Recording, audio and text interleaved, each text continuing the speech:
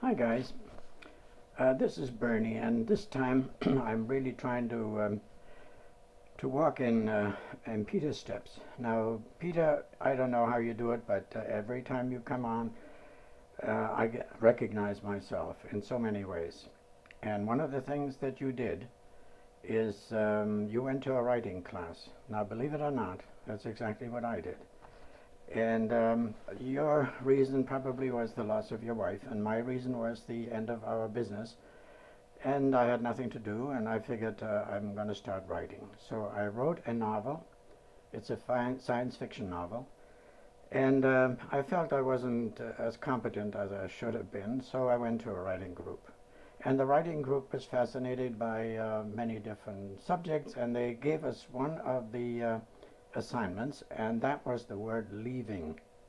In other words, any time that you left or that you were leaving your home, this is something you should write about, and you should base it to a large extent on your own experience, but you could allow for some deviation, if you want to put it mildly.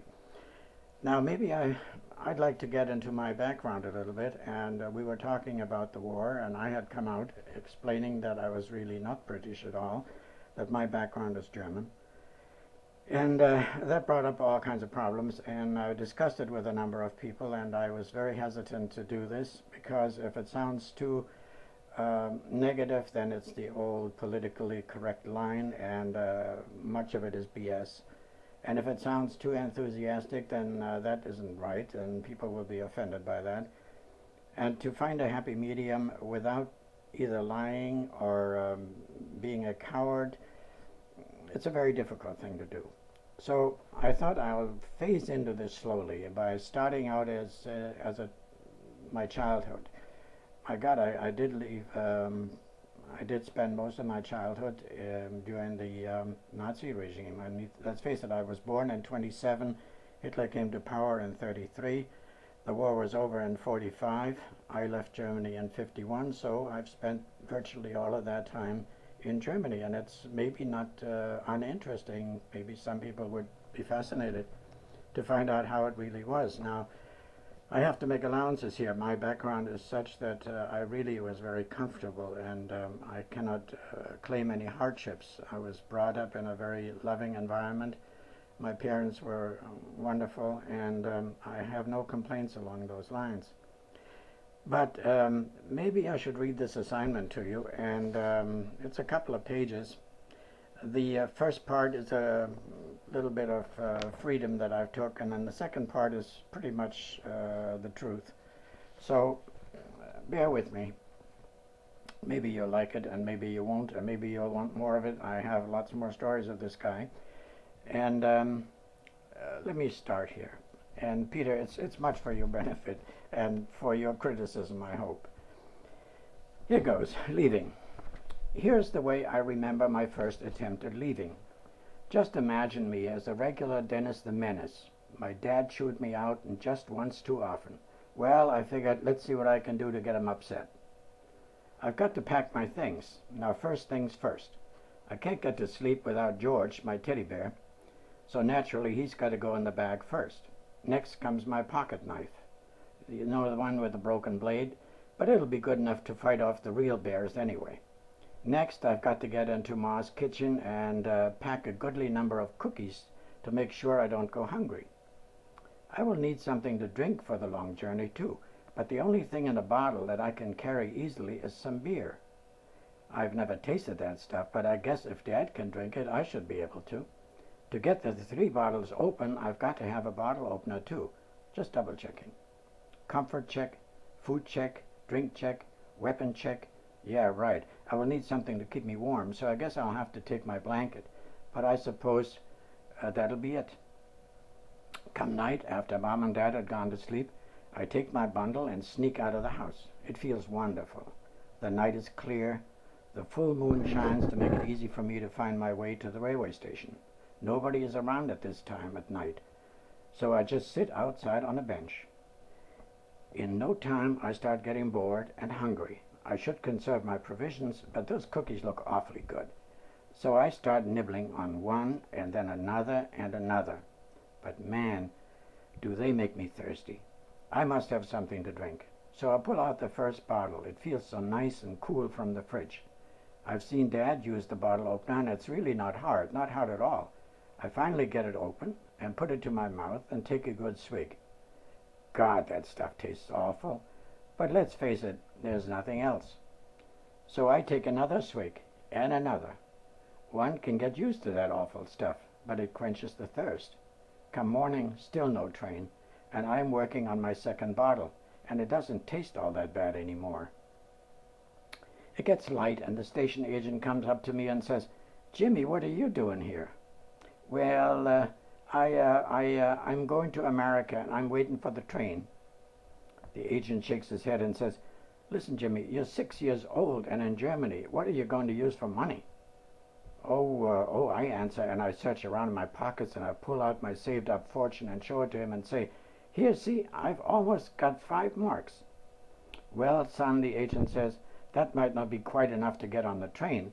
And by the way, what does your dad think about you pulling up stakes and moving out, even though you are 6 years old and all? And by the way, what are you drinking there?"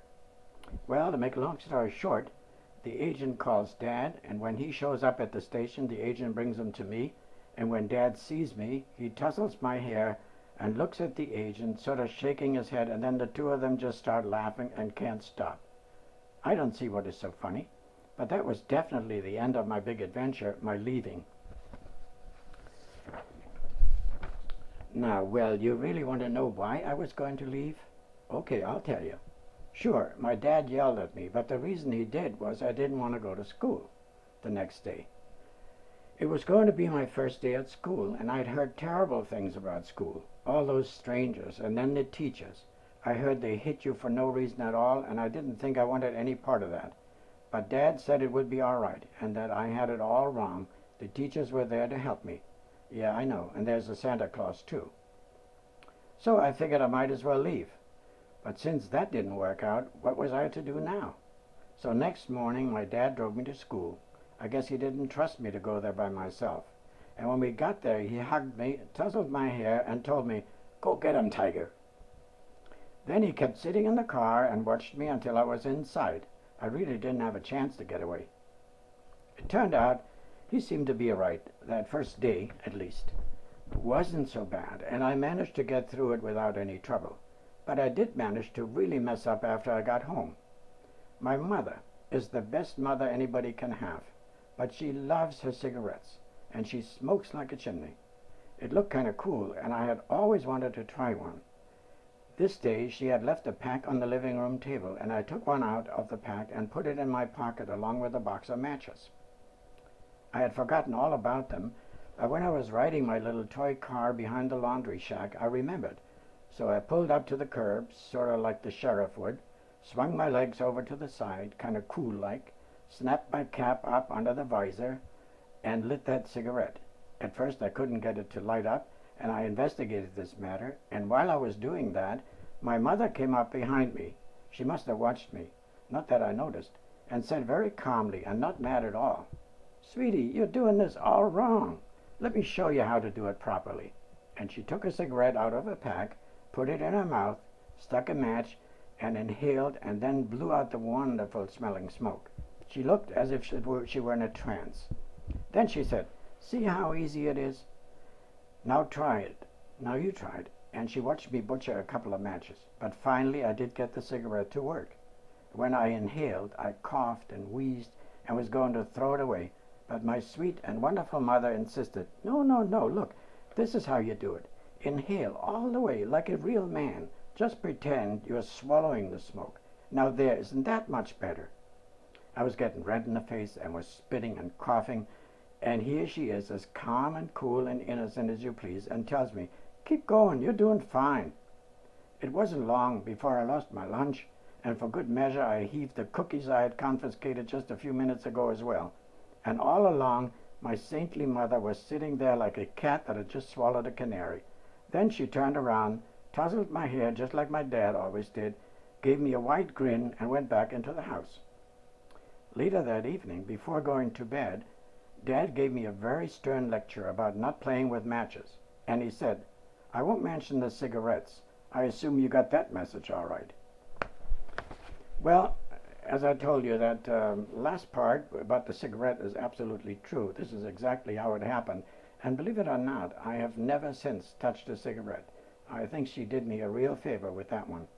And as for the beer, well, I don't recall that story as exactly as it was presented, but it was a nice little lesson. So I think I'll leave that for now, and what I might want to do is show you a couple of pictures from those days, and you can draw your own conclusions from that.